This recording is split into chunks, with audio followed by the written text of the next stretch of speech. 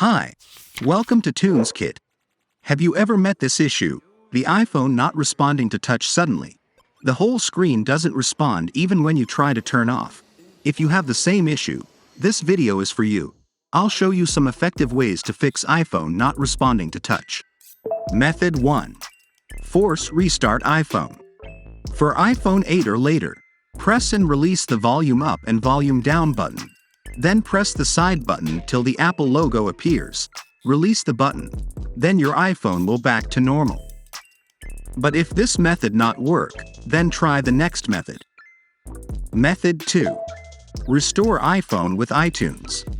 Just connect iPhone with a cable and open the iTunes. Once recognized, then there will be a pop-up Windows shows on iTunes screen. There's a problem with your iPhone, and it requires to be updated or restored. Just click the Restore, then iTunes will start restore your iPhone automatically, and it will also update your iPhone. But Restore iPhone will erase your data. If you haven't back up your data, and you don't want to erase your data, I'd like to introduce the TunesKit iOS System Recovery, without data loss.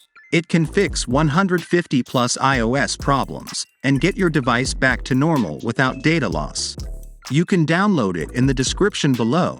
Once downloaded, launch it. First, you need to put your iPhone in recovery mode. Once done, go back and choose iOS System Repair. Then click the Start button. Next, choose the Standard mode. Here you can see the Standard mode won't cause any data loss and ensure the device has enough power. Next, ensure the given information is corresponding to your device. Then download the firmware package.